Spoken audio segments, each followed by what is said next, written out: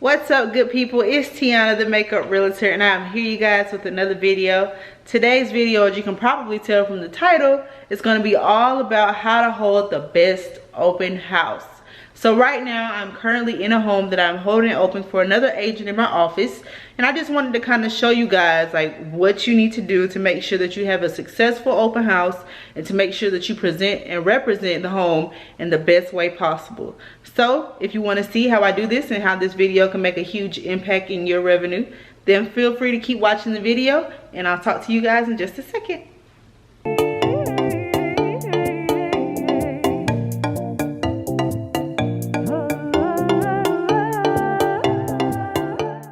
Okay, so first things first, when you come in a home, you want to make sure that the first thing you do is look the house over, make sure that everything is put up, make sure that there is no mess, make sure that the owner has taken the necessary steps to securing the home and making sure that the home is in tip-top presentation. So, first of all, what you want to do, look at this home, you guys, it's beautiful. I know, I can't wait to show it to you guys.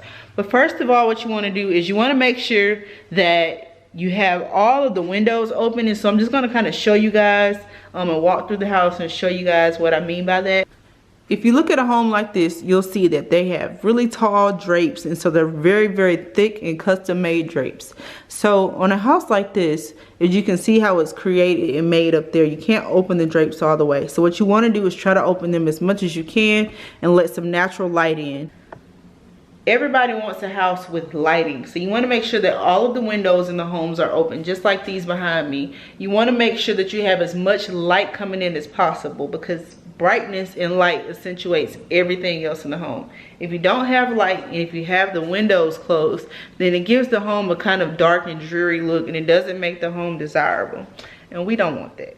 Next thing, you want to make sure that the home is in a beautiful and pristine presentation, because you want to make sure that the home has accentuated all of its accents.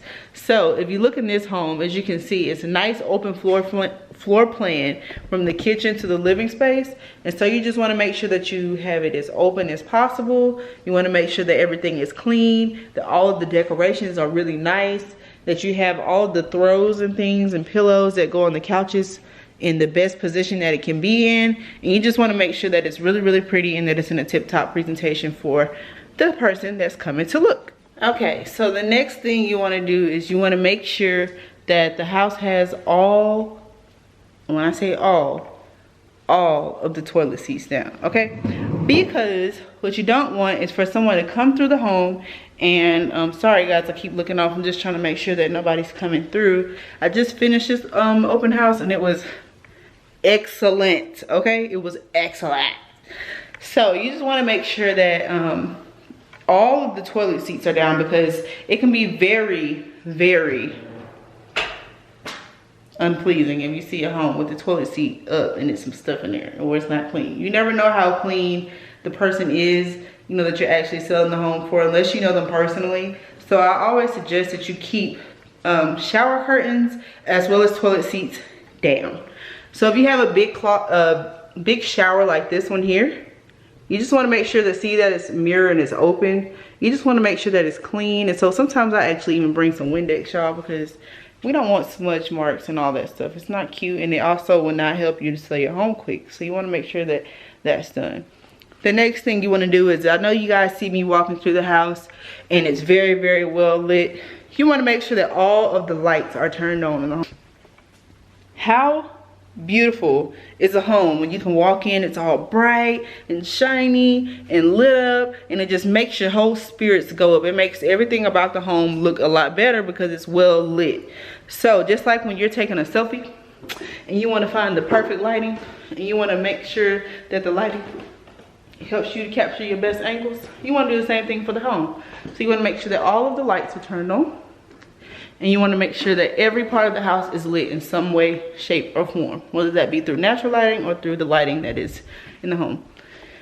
Next, you want to make sure that all the pillows are fluffed and in place. So if the pillows did not look like that when you got here, rearrange them for the open house if you think it looks better, and then just put them back how the owner had them before you left, because you don't want them coming home thinking that you don't like their taste. So if you think your style will look better and it'll help the home sell, fix it for the open house and then rearrange it exactly the way it was before the owner gets back. Another thing that I suggest when you're showing a home, you want to make sure that everything is put away and tucked away, but you don't want it to look overcrowded, because everybody wants space when they're buying a new home. If you overcrowd an area, what you're basically telling the people that are looking at the home is you don't have enough space. So you want to make sure that you place the things that are out and about that needs a place to go up, but you want to make sure that you kind of scatter it out so it's not all in one place. So like this home. This home has a beautiful closet. Beautiful, beautiful closet. But she has a few things that she's tucked away in here. So she had these shoes here on, like, surrounded around on the floor down here, okay? She had them down here on the floor, kind of scattered around this, and I didn't like that because it kind of made it look kind of crowded, and it kind of took away from the beautiful closet. So we decided that she was going to take some of the stuff that was here on this shelf and move it to another room, and then put the shoes there, because it kind of goes with the aesthetic of the closet. So it didn't look out of place, it didn't look overcrowded, and it didn't look bad at all. So that's something else that you guys can do to make sure that you have a good open house. Other things that you can do to make sure that you have a good open house has nothing to do with it being here. You want to make sure that you're calling around to the neighbors in the neighborhood and just kind of letting them know that you're doing an open house, and if they wanted to come and look at it, or if they knew somebody that wanted to move into the neighborhood, tell them to let them know and come and look at the open house. So that'll kind of help you get some traffic here. Secondly, what you want to do is you want to make sure that you have a open house sign out in the front, and you want to make sure, if you could, to have plenty of open house signs leading to the property to kind of let people know that you have an open house here, because everybody doesn't follow you on social media, everybody doesn't get called, everybody doesn't go on Zillow, some people aren't aware. So if you just simply put open house signs out, they'll see them and they'll just follow the signs to the property. So that'll also help you get traffic and help you sell the home a lot quicker. So I'll just flip this around and let you guys see the open house sign that I have. And we have some people walking outside, but here's an open house sign that I have right here. And I'll just kind of zoom in for you guys to see. I was just trying to make sure that they weren't coming in here. But I just have an open house sign right there, sorry. And then I also have a sign that says agent on duty. The bigger the sign, I've noticed that it also captures a lot of people's attention, and it makes them kind of want to come inside. Like if you tell them open house, they're just like, oh, okay. But if you tell them agent on duty, I don't know why, but for some odd reason I get better conversions with that sign, so I'm using that sign every time. But you just want to basically make sure that you have a sign. Show somebody that the house is available for them to come and look at it. 9 times out of 10, they'll come and look at it. Of course, you'll get those people who aren't pre-qualified, aren't pre-approved, aren't going to buy the home, but they just want to come and see and be nosy, and that's fine. I mean, use it as practice to kind of help you with your presentation. But ultimately, we want to get this home sold, so we're going to do everything that we can to get it sold. So another thing that you can do is not a requirement, but I found that it kind of helps. Let me zoom out a little, because y'all all up in my face. Another thing you want to do to kind of help the home, you want people to feel at home when they're here.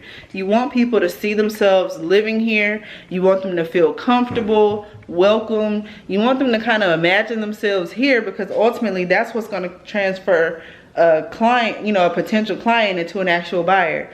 So another thing you can do is, I like to sometimes bake cookies or something here in the house. Ask the seller if it's okay for you to bake some cookies. Another reason I say that is because not only does it make the home smell good, and it makes people want to come in and stay in, and they just start to love the smell of the home, they get to eat in the home. Eating in the home for some reason makes people feel good. I mean, you can imagine yourself eating in a home. Anytime you eat, you feel comfortable. Just think about it. When you go to somebody's house that you don't know, how comfortable do you feel eating there? If you're like me, you don't feel really comfortable. But if you do decide to eat at somebody's home, it's because you have a certain level of comfortability there that you feel like it's okay for you to eat there and you like it, and it kind of helps you to relax a little. You feel kind of relaxed. So that's another thing that you want to do if you can. I just think it's a nice little tip. If you're not the best baker or cooker or whatever, always just have like some candy here, some pre-baked cookies that you got from Walmart or something. Like, just get something to kind of help the people relate and kind of help your open house stand out from the other ones that they may have gone to for the day.